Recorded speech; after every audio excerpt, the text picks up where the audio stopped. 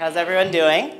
I'm going to ask my panelists to come up, but we have a really, really exciting panel for you all today on breaking the bamboo ceiling. How many of you all have actually heard of the bamboo ceiling before today? Raise your hand. Awesome.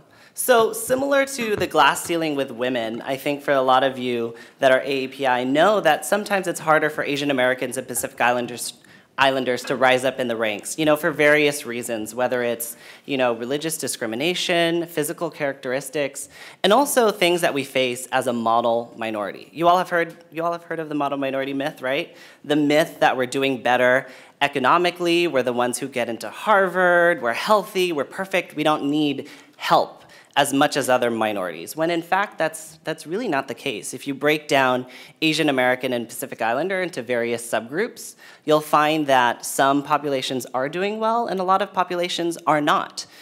Certain Southeast Asian communities, Native Hawaiian, Pacific Islander communities have some of the highest high school dropout rates, some of the lowest college attainment rates. So these factors really contribute, again, to these issues that we face as an AAPI community, but also oftentimes in the professional world, we face this bamboo ceiling, which we'll talk about today. So we have some incredible, three really incredible representatives in the administration today who have worked on breaking the bamboo ceiling and continue to do so.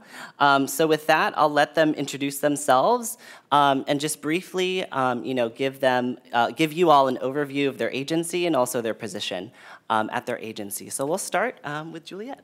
Great. Good morning, everyone. Well, what an honor to be here, and Jason is just a terrific leader, and you're really lucky to have him. This is probably my most enjoyable meeting for the week. When I get to connect with young leaders, it's really inspirational for me, and I need that motivation as well. So my name's Juliet Choi. I'm the Chief of Staff for U.S. Citizenship and Immigration Services. You may have heard of us. We are an agency. It's really hard to believe that I have the opportunity and really a humbling privilege to serve as a chief of staff for the agency that in fact helped to steward my own parents' immigrant journey to the U.S. As you may know, my folks immigrated from South Korea in the 60s, probably a similar narrative to many in the room. And we are an agency of a workforce of about 20,000 folks, believe it or not, with almost 250 offices around the world. We extend work authorizations. We facilitate folks through the naturalization process. We also provide a safe haven to so many from around the world with our refugee and asylum work. Just a couple weeks ago, I had the chance to visit with some of our staff in Istanbul who are involved with the Syrian and Iraqi refugee work. And also, we were able to extend the invitation to students to study here, to contribute to our economy, as well as innovators and entrepreneurs from around the world. So in a nutshell, that's my agency. Today, or this week, seems to be an anniversary for several reasons. Today is actually my one-year anniversary with my agency. And prior to that, I had the unique privilege of also serving as a chief of staff at the Office for Civil Rights at Health and Human Services, where my very dear colleague, Kana, continues to serve in a wonderful capacity. So I'm looking forward to our dialogue this morning. Thank you, Jason.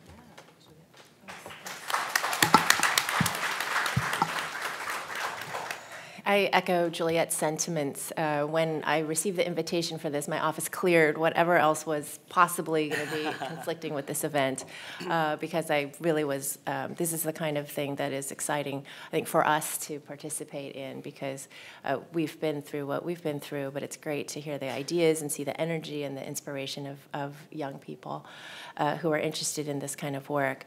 I am the deputy at the Substance Abuse and Mental Health Services Administration, which is an operating division with HHS. So we're sister agencies with CDC, NIH, FDA, and CMS, and OCR. But I would start with asking you all a question. So of diabetes, car accidents, and suicide, which is the leading cause of death among those three? Diabetes, car accidents, suicide in the United States last year. Suicide. Suicide. More people die from suicide than by car accidents. More people die from suicide than by homicide. 6 times more people die from suicide than from HIV/AIDS. Not that all of those issues aren't incredibly important for our health agenda in this country, but people do not understand the impact of mental illnesses and substance use disorders on our populations, particularly in API populations. This is a major issue which doesn't get enough attention and does have specific sociocultural barriers to treatment and care and prevention. And so I'm glad you all are here, and I hope you can take that message back with you, that, you know, if you have a friend that's drinking or using, if you have a friend that's feeling down and contemplating hurting themselves, that you're not afraid to talk to them. You're not afraid to ask them, you know, how can I be helpful? How can we get you to some help? Because there is help, and it does get better. My agency has the wonderful responsibility of helping to lead public health efforts to advance the behavioral health of the nation. And by behavioral health, I mean helping people be alcohol and substance free and to have great mental health. And having great mental health and achieving recovery doesn't mean that you don't have a disorder. It means that you have a life that's meaningful to you. That things are managed, that you have treatment, that you have housing, that you have a job, you have education, you have friends and family and people who love you. We have $3.6 billion. As in my job, I'm the senior career official in the agency, so I have a boss. She's a political appointee like these guys. But I actually grew up here, so I started as a PMF and have been in SAMHSA for coming on 18 years. Wow. Yeah.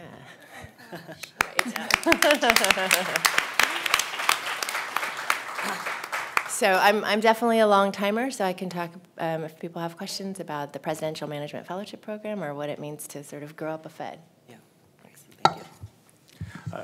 Good morning, everyone. It is great to be here and to look out and see the future leaders, right? That to me is the exciting part. And if you went back further, I'm not sure so many Asian American Pacific Islanders would be interested in public service, and there's clearly just you know, an explosion of that. So that's the good sign, right? That's, I think, what for folks who have come before you, that why you do what you do is because you want to see that happen. And I have the good fortune, everybody's celebrating anniversaries, it seems, so I'm going to celebrate mine here. I'm about to celebrate 3 years at the Community Relations Service, the Department of Justice, in 2 weeks here, so I'll throw that out there. But my agency is called Community Relations Service. We are housed within the Department of Justice, and as was said earlier, when we were talking about all the things that are going on in this country, right, whether it's Charleston, and when you talk about something, I am surprised, right? You can become very jaded here if you spent 18 years in Washington, D.C., but I did not expect the flag to come down that quickly. That was a surprise to me. I've seen that situation happen many times over in previous years, and it did not come down. And that is a sign of something. And I think it's a sign of a new generation of millennials, and my understanding the Generation Z as well, and I'm assuming some folks here are that generation. But the work that we do at CRS, we were there. So I was with the president at the funeral, and it was astounding. Many of you may have seen the president's eulogy that day. If you have not, I would highly encourage you to do so. I think it was his greatest moment as a leader, as a healer of this country from that perspective. But what you might not have seen were all the other speeches. It was a very long funeral, and there were dozens of reverends who spoke. And you saw this, really, for me, a surprising sense of forgiveness and this desire to move forward that I think also inspired and led to the speed at which this happened. My agency has been about that sort of reconciliation and that sort of peacemaking. We were started in 1964 by the Civil Rights Act. It was entirely Lyndon Baines Johnson's idea, the concern about desegregation in the South, that there would be a fight at every hotel, every restaurant. So they thought you could not litigate your way out of it. So for the last 50 years, CRS has celebrated its 50th anniversary last year. We've been in nearly every significant racial dispute in this country, from Selma, Montgomery, Selma and there, to the Boston Public Schools, to the South Dakota, the takeover of Wounded Knee. Folks have been there. More recently, we have been at Charleston, not just for the horrific tragedy there, but earlier in North Charleston, where there was a shooting of an individual caught on videotape by a police officer. As was mentioned earlier, in Ferguson, we were there the day after the shooting of Michael Brown. We are coming upon the first anniversary of that shooting. And the type of services we have provided there are facilitation of dialogue that's necessary to move toward peace, to mediation, to providing training as needed, and to technical assistance as well. We actually have worked with the Asian American and Middle Eastern business owners who were in Ferguson, who were affected by this. Same is true in Baltimore as well, and we're working a little bit with the Minority Business Development Association around that as well. So that's the work that we have. We have an amazing staff of folks in 10 regional offices, 4 field offices throughout the country. Things that I've focused on in these last 3 years include focusing on the transgender issue. We launched a very successful transgender training for law enforcement because the interactions are so challenging, because folks who are transgender commit suicide at such a high rate. Transgender people of color at even a higher rate, and the amount of issues that they face in interactions with police are tremendous. And that's been, and when you talk about that's our job, right? For those of us who experience prejudice, or those of us who have moved forward, our job is, I think, to help others. So we've worked on that issue. We're actually going to be releasing a training on intellectual disabilities as well, and that's an issue. You think about police interactions. If someone is autistic and they're not looking the person in the eye, and whether they're a person of color and they're interacting with a police officer, there are challenges there. Given all the hate crimes, some work that we did along with the Civil Rights Division is on the uniform crime reporting and creating anti-Sikh categories, anti-Hindu categories. So we're also producing a Hindu training as well. We were just with many of the South Asian, Muslim, Arab, and Sikh leaders yesterday, focused on issues that they have. There are many issues that come through there. So I'll leave it there for now, but I look forward to this conversation and on this issue of the bamboo ceiling. Great, thank you. Fran. So while we're celebrating anniversaries, I'm actually celebrating my 4th Youth Forum anniversary, so I know, it's crazy. June and I were talking, and we were like, wow, it's been 3 years since our first Youth Forum. So this is awesome. It's a packed house, so just seeing you all here is incredible. And we're actually gonna give you all an opportunity later on for Q&A. So if any of you all have any questions for the panelists, we'll be passing around note cards, so just raise your hand if you have a question, and then Grace or Bessie will come around with a note card. So again, we'll do Q&A later. And for all of you watching on the live stream, hi. You can tweet your questions using hashtag AAPIYF15. We'll also be checking Twitter too. So if you all have any questions, definitely tweet them to @WhiteHouseAAPI too. So with that, you all have incredible stories, and just the fact that you're here doing what you're doing right now is just really a huge inspiration, I'm sure, for everyone watching and here today. So if you could just share your personal story of how you got to where you are today. I'm sure you all are wondering about their career path, and also maybe the role that your family played along the way. So I'll let anyone start. Sure. We won't be shy this morning. Let's see. So I won't disclose how young or old I am.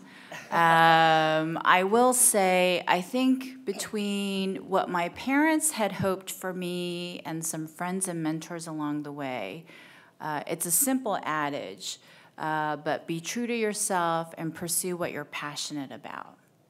And I feel very fortunate that as I reflect on my professional career, that's exactly, I think, what I've been able to do. That said, I'm still trying to figure out what I want to be when I grow up. So part of my background, I did start in the corporate sector. I was Fortune 500 corporation for about 7 years, working on mergers and acquisitions, and really thought that I wanted to do the business thing. And I think the wonderful thing through my corporate experience was that the company that I worked for really emphasized corporate responsibility, which really encouraged and incentivized us to engage in volunteer campaigns and initiatives.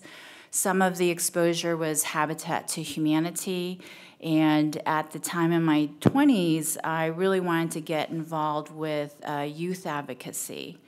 And that was really behind the scenes, as I reflect back now, what sort of was, I think, my catalyst to want to pursue civil rights. I hit a fork in the road. Did I want to get my MBA or do something else? And at the time, I was in the state of Virginia, actually getting involved with youth advocacy and mental health issues. And I won't say how many years ago I met Kana. And being exposed to local politics, state politics in the state of Virginia really exposed me to a lot of dimensions. On one hand, in a way, folks would look at me because you wouldn't see so many APIers or even young women talking about youth advocacy issues. And at the time, we were exploring gang issues. So it was a double-edged sword or a two-sided coin, if you will. Folks in Richmond looked at me very curiously, and I said, hey, if you're looking at me, let me introduce myself. And so I think that was sort of the catalyst and my interest in public service. I got involved with some youth commissions in the city of Alexandria. I didn't know what I was doing, but at the same time, folks were inviting me to the table.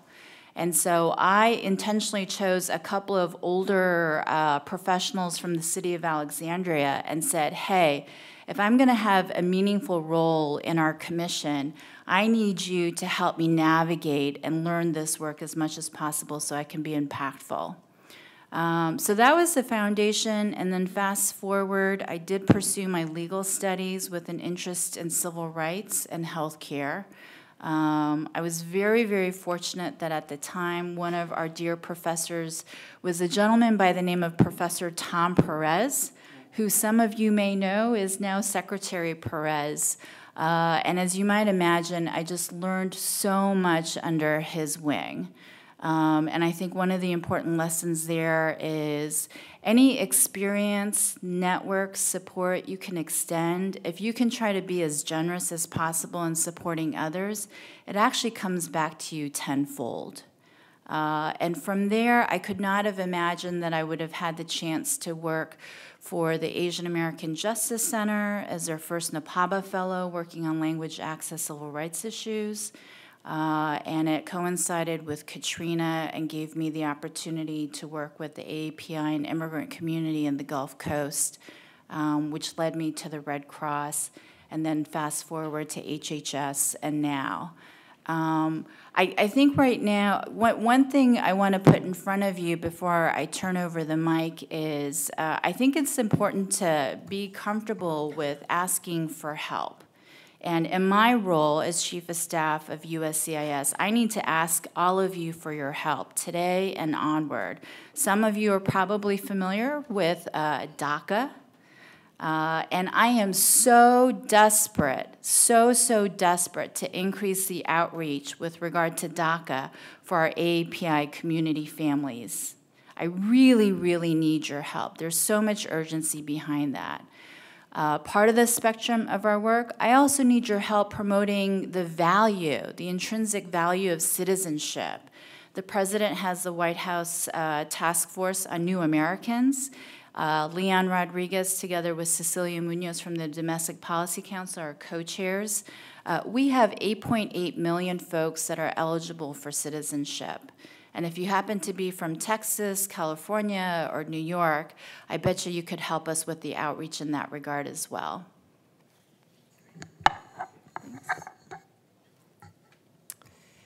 So one of the most important lessons that I have learned in the last few years of working in DC and also in just my path of getting here is that there is no there. And that's one of the things I think a lot of Asian Americans get raised to believe, that there is a there. There is a medical degree. There is a marriage. There is a law degree. There is a, buy your parents a house or a Lexus or something.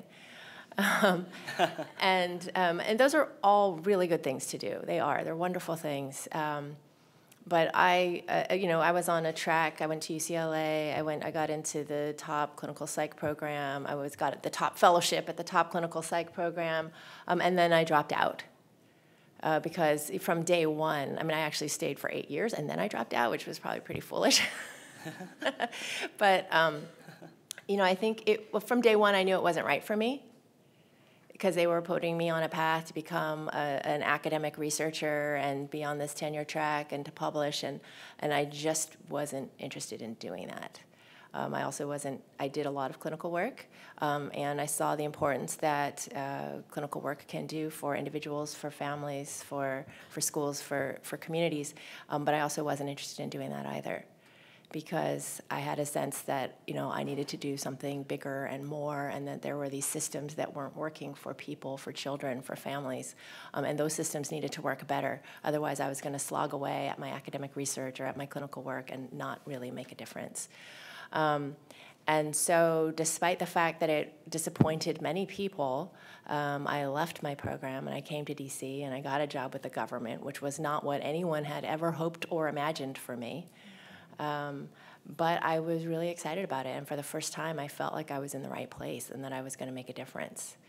And so I did lots of weird jobs, lots of different things that weren't necessarily in my lane, but I made a trade-off in that I said, I know that if I do this, I will have the chance to do things that are important. I had the chance then to work with DJ Ita's, I think here, help with the establishment of the National Asian Pacific Islander Mental Health Association. I had the chance to work on a Surgeon General's report on mental health, culture, race, and ethnicity, where we really established that culture does matter when it comes to people's mental well-being. And I've had a chance to work on presidential initiatives and so on and so forth over time. I think people told me, you should have that job, you should try for that job. And I really just focused on doing the thing that felt right. I never had a 5-year plan or a 10-year plan. And someone will probably tell you that you should have one, and you probably should, and I probably should. But like Juliet, I'm still wondering what I'm going to do when I grow up. But if you work hard, you stay committed, you're bold, you're passionate, things will sort of come. And as long as you remember that, again, there is no there. There's no GS-15, there's no SES, there's no CEO job. There's no X amount of salary that you should be earning. Life could be over tomorrow. You have to enjoy today. You have to appreciate what you're doing today. And I think if you get the most value, the most commitment, the most passion out of every single day, you actually probably will end up getting that Lexus for your parents or the house or the whatever it is that you want. But getting there in a way that's true to yourself is probably a better way to live your life.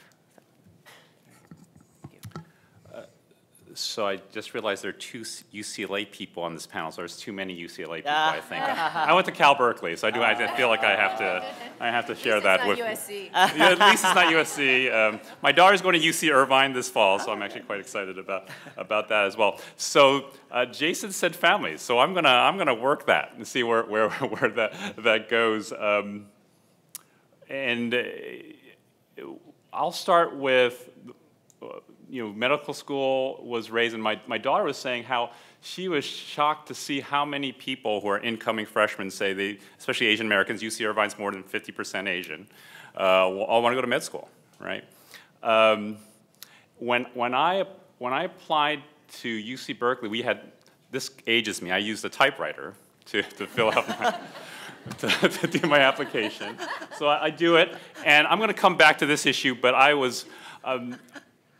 in high school, I was extraordinarily lazy and extraordinarily a procrastinator. So this is how bad it was. My application was due on a Monday, and on Sunday night I was typing. I actually had to bring my application personally, and I slid it under the door on Monday for Berkeley.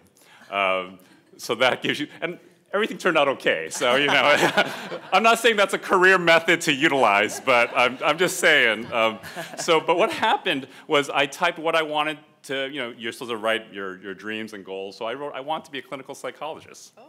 I wrote that down there. And so I type it up. I'm using lots of liquid paper. I'm a horrible, liquid paper is the substance that you use to cover up the paper so you could type over it. Writing essays in college was such a hassle. You guys have it had it so easy, I just want to say. But the next morning I woke up, what I was going to do, I was going to drive from San Francisco to Berkeley to slip it under the door, right? Because I'd missed, you couldn't mail it in. I couldn't put it in the mail that night. Though for many other colleges, what I did was the airport postal service was open 24 hours, so I would go midnight. Wow. For all my, well, I only got to Berkeley, so that may explain something. But at the time, so when I woke up, I was going to fold that piece of paper up and put it in and drive over. Someone had liquid papered clinical psychologist and put doctor in. Guess who it was? My mom. My mother, after years of haranguing me to be a doctor, and I had never gone for it, but she did that. I was so upset, right? I was so upset with her. When I mentioned it to her today, she says, I didn't do that. No. So she has no memory whatsoever of doing that. You know, I do that as a way of saying, yeah, you don't know what path you're going to take.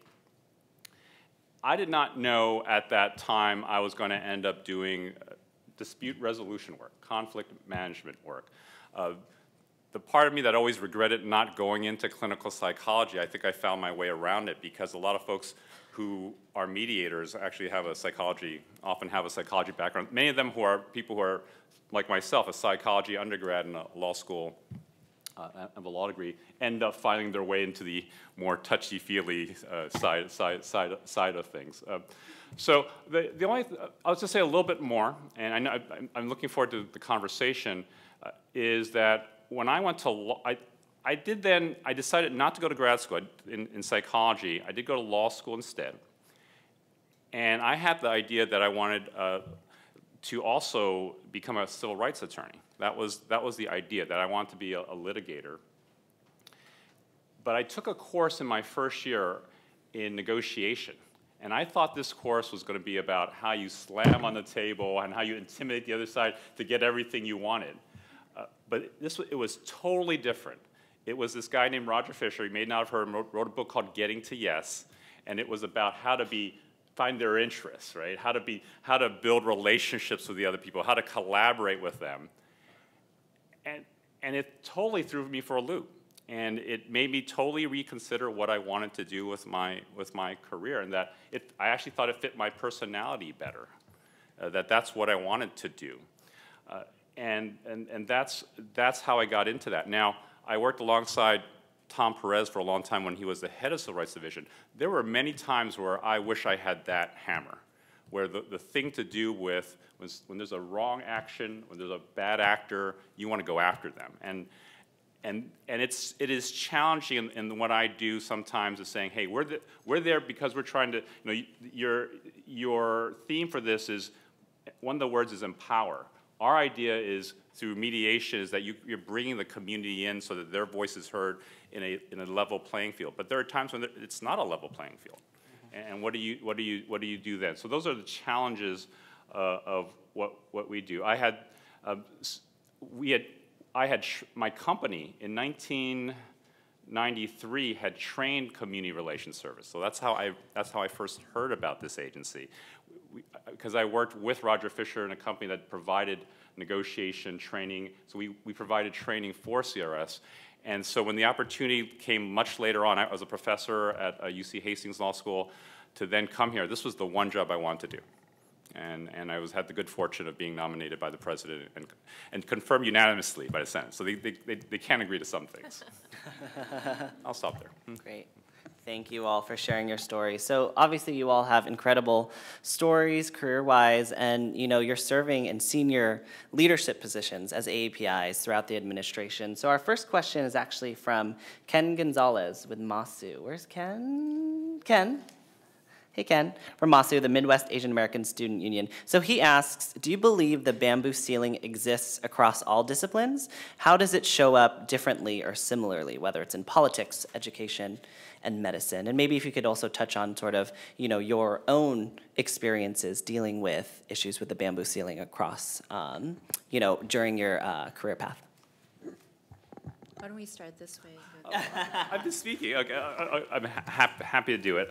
So I think you do have to take things industry by industry, sector. There are differences between the government and the private sector, and I think the benefit is that there's a significant pipeline. You all represent that pipeline into these fields here. I'm from the San Francisco Bay Area, right? So if you looked at, say, LinkedIn or Google, the percentages are 34% of Google staff is AAPI, 57% at Yahoo, 60% at LinkedIn. That's huge, right? That's a huge amount. But of course, once you look a little bit further, it's not so great, right? The Asian American tech workers make $8,000 less. Only 11% of the startup CEOs are AAPI. And you look that further, right? And if you look at then corporate America, as was mentioned earlier, if you're a woman, your chances of becoming a CEO are even much less, twice as hard, say for an Asian American male even, and then it gets already hard as it is. And even when there's a pipeline issue, say again, some of us are attorneys here, in New York City, where there are lots of very prestigious and elite law firms, AAPIs are one of the largest, have a huge number at the associate ranks, but have the hardest time making it at the partner ranks of any group. So I do think there is a huge difference here. I would say the world has changed.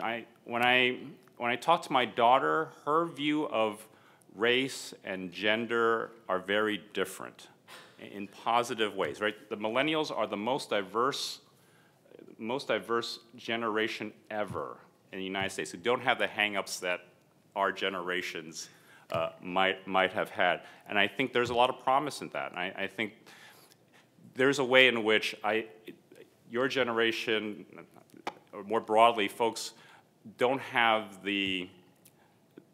that view of the ceiling in the way that we might have. So I think there is, a lot of hope in that way, but there's a lot that has to be done.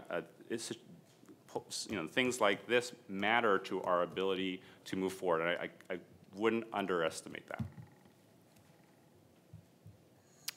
So the first part of your question, does the bamboo ceiling exist and is it across all disciplines? I think like Grand underscored, and I think you all know this too, since you're at the start of your careers. There's been so much progress over the years. And the flip side of that coin is there's still so much more progress that needs to be made. I did go to law school, so you got a couple lawyers here on the panel. I went to law school in my early 30s. I decided to switch careers. And when I was making that decision, a lot of my friends thought I was nuts to start all over, if you will. And probably what you're already doing, and I'm sure you are, I mean, that's why you're here at the White House today, is you network with friends and colleagues and mentors and family members and seek advice and counsel. And one of the things that hit me when I was a law student is that I realized, as far as I could tell, no one from my mother's side or father's side of the family, I had no attorneys in my family. And I don't think that's an uncommon statistic for our community. And talking with my law school buddies, you talk about internships and future careers, and this dialogue of, folks having generations of lawyers in their family and what kind of opportunity that does present. It's a statement of fact, right? So I think it is important to think about, could there be obstacles? If there aren't, then great. But if there are, I think it is important to be proactive and make sure you build your support network, if you will. So meeting folks like a Professor Perez, at the time I had a Professor Marina Shea, who's a former ACLU attorney and clerk for the Supreme Court. And for me, it was very intentional to pursue a judicial clerkship afterwards and to try to, as best as I could, apply with judges that I thought would be good mentoring judges, a teaching judge. And I have to give a big shout out to my judge, Dennis Sweeney, because he really took me under his wing and had those conversations with me and asked me what I was nervous or anxious about with regard to pursuing my legal career. And to be able to find that kind of mentor where you can have that open, honest conversation, he bolstered my sense of confidence as a young lawyer that has just been invaluable. So, whatever you're going to pursue, I would say make sure you build your support network. I think some of the advice I got early on was every opportunity, make sure you try to pave the way and create and engage in leadership opportunities. I know each and every one of you have so much to contribute. Because of our immigrant heritage, I think we offer a very diverse perspective when it comes to the workplace. And I can't underscore that enough as I relay it to my American Red Cross career. The last position I held, I was with the headquarters of American Red Cross. This was post-Katrina. They had asked me to join their efforts. And this was at a time where, if you'll recall, there were a lot of race relations issues post-Katrina. There were issues about language and culture and inclusivity. And the last post I held, I was fortunate enough to join the disaster leadership team. So basically, I was running our partnership strategy and running large-scale relief operations. I was the first female ever to join that disaster leadership team. And that was only a handful of years ago. So is that a bamboo ceiling, a gender ceiling? I was the only minority. Whether it's significant or not, I was also the only single person. And some of my colleagues and I, we could joke about it, but I think as you grow in your professional ranks and you think about your support systems, there were gender issues that came up in our discussions where if you are working as an executive, the question arises if you're a single person and you're slogging it 15, 20 hours a day. I mean, I used to have joke with my colleagues, like, do you think your spouse could also go pick up my dry cleaning for me? I just didn't have time for that. So trying to stay competitive, with your colleagues, those are some experiences that I did come across. But again, making sure you've got your support network. And again, I do go back to being true to yourself. I think I had enough support around me that when there were issues presented or barriers that needed to be discussed, I did have some mediation training during law school grant. That did allow me to try to raise some tougher issues that folks might otherwise not feel comfortable discussing. And I'm going to venture to guess that all of you probably already have experience in bridging and facilitating those kinds of conversations. And please don't minimize how invaluable that skill is going to be for you going forward as a leader, as a convener, as a coalition builder, as a community organizer. So those are some of my thoughts. My answer is probably a little bit less popular, but I don't necessarily believe that asking about a bamboo ceiling is the most pertinent question. I think we have more of a bamboo floor, and we have people falling through the cracks. And we need to be concerned about those people and reach out and keep our eyes out, because many of us are so focused on where we're going to go and how high we should go. But I don't believe in a bamboo ceiling. I don't think there's a limitation on what any of you in this room today or those of you watching can achieve. I think you guys can achieve whatever you want. But I would remind you that there is a ratio of how many CEOs to employees. There is a ratio of the secretary to the staff in HHS. There's one secretary, 90,000 staff. So is there a ceiling? There's a ceiling for all of us. There's one chief of staff and how many employees in CIS. Not everybody is meant to become the CEO or the executive director or the president or the secretary or whatever it is. So I would focus on where you are and being the best at that place and leading from that place.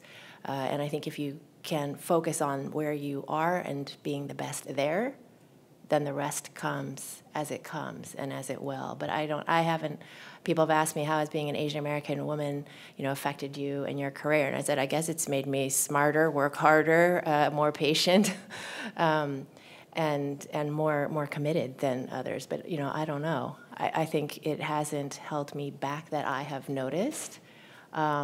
That's not saying that it doesn't hold some people back or that other people aren't out there holding people back. But rather than focusing on what's holding you back, I would focus on how can you lift someone else up, and by that you will move forward farther.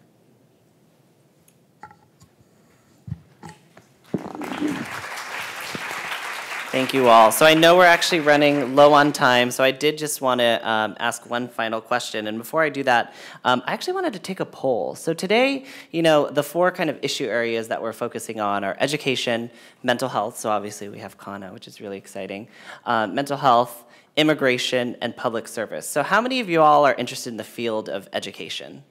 Raise your hand. Okay. Mental health? More hands. Immigration? Nice. And how many of you all are interested down the line in public service? Nice, nice. How about the folks who want to go to law school? We're interested in law? And business? So it seems like there's pretty much a mix right across the room. So hopefully later on during the workshops, you'll really have a lot more time to delve deeper into these issues. But I just wanted to close with one sort of final question for the panel. Today's theme is E3, Educate, Engage, and Empower.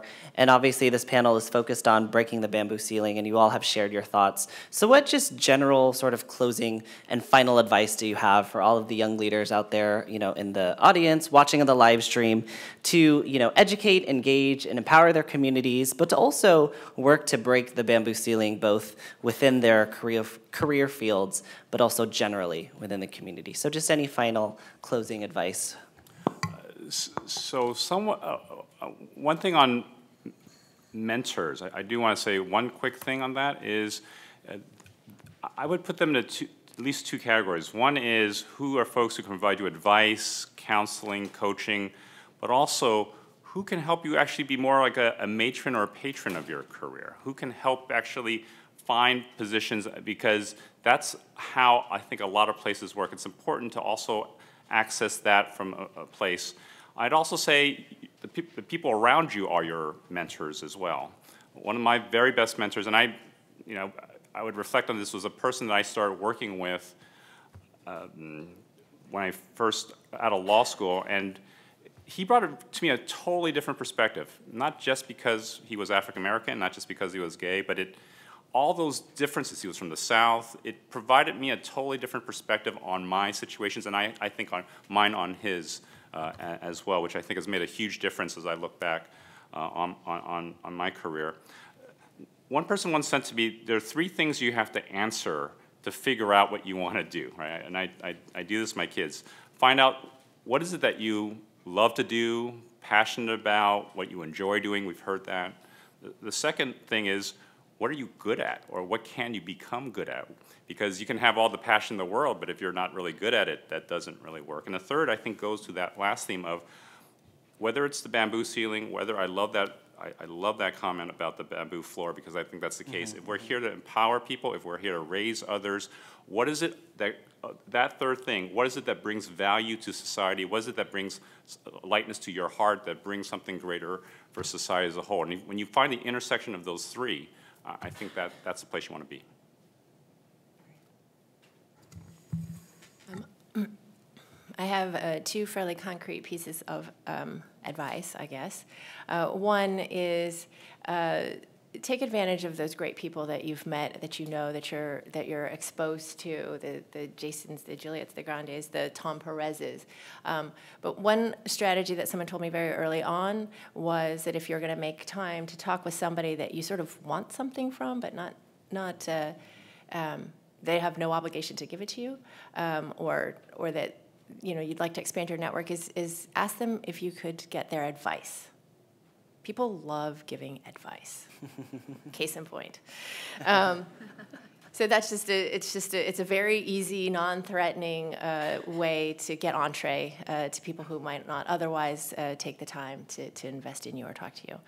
And the other thing is that along the way, there will be many people who might criticize your choices or who might pressure you to choose certain things, like white out clinical psychologist and add, doctor. Or who might question a path of public service, which, along with the bamboo ceiling ideas, I think we do have a supply chain issue.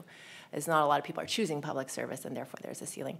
But I would try to find your deepest yes with that person and understand that as they are offering that advice, which sometimes comes across as criticism, that they're doing it because they love you. They're doing it because they care about you. And so it's easy to get into a conflict and butt heads. Like they say doctor and I say, nonprofit lawyer. And the conflict is not productive. But what's productive is identifying with the fact that you're doing this because you care about me. You're doing this because you want a secure future for me. I want to get that secure future too. And finding that link in that commonality and not getting caught in the tension. Great. I'm taking notes because they're sharing such good advice. Let's see. Well, I'm going to say my be yourself mantra again. And please remember your reputation, your sense of integrity is everything. And then just a few other points. I think it's also important to take a moment and reflect, what areas are you uncomfortable with, right? What do you think some people call them areas of improvement, but I really want to focus on what you might be uncomfortable with. I was recently talking with a colleague who happens to be a little bit of an introvert, so sweet, and sometimes in conversations, She apologizes. She's like, oh, okay, I'm sorry. So I said, you know what? I'm going to support you. And instead of saying, I'm sorry, I want you to say, I rock. And she gave me this puzzling look. But again, it was in a spirit, of love and support. And think about that a little bit. If you know someone and that might help, just the exercise of kind of forcing that person to say, I rock versus I'm sorry, just in a few days' time, I think it's made a difference. And we're doing that in a supportive collegial relationship. And an extension of that is it's okay to ask for help. Trust me, in my role, every other role I've had, of course, you're with it, you work hard, you prepare, but it's absolutely okay to ask for help. And I think that allows you to stay grounded and be true to yourself. The other thing is whether you're an extrovert, an introvert, a lawyer, a doctor, a psychologist, a community organizer, a student leader, make sure you make your presence known. I know you sit in on so many conversations that can make an impact, change someone's decision-making process. So please either speak up, Say something, make your presence known. If you're a little bit of an introvert, and sometimes it's okay, not using words can be just as powerful. And from a civil rights standpoint, I would say, bear witness. Sometimes showing up, being present, and bearing witness is very, very important. And that is actually one of my takeaways from the Katrina experience. We wanted to make sure our community could bear witness for those in the Gulf Coast. And then my last thing, if I've connected with you before, you may have heard me share this. You never know what's around the corner, but be open-minded to embrace it. I never could have predicted the different opportunities that have presented themselves. Things come out of left field. You never know around the corner, but please stay open to embrace it. And for your networks, I think you've just added, well, you already know Jason, but if you don't know us, now you have 3 more people to add to your network. So I'm just so inspired. I keep looking around the room, and just to see this brain trust, I'm curious to know where you'll be 6 months from now, a year from now, 5 years from now. I'm on LinkedIn, so reach out, okay? So thank you so much. Great. Well, they're going to be on this panel in a couple of years. Yes. So with that, why don't we give a round of applause to our panelists? I'm sorry we weren't able to answer all of your questions, but hopefully they can stay for a couple more minutes. And I would just close by just adding to something that Gran said earlier. He said that you all, as young leaders, are the future. But I would also add that we're also the present. You're young, you're AAPI, you are leaders in your fields already, so really own that. And I think that's how we're going to break the bamboo ceiling. So with that, just wanted to thank you all. Really excited for today. And I will turn it over now to Bessie.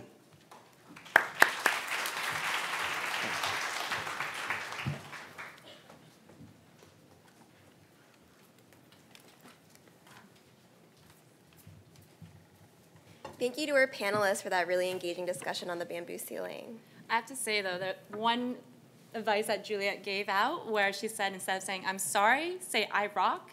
I'm often sometimes always saying, I'm sorry, so next time I'm going to think of that in a conversation I have, and that person's going to stare at me really strangely, but I rock.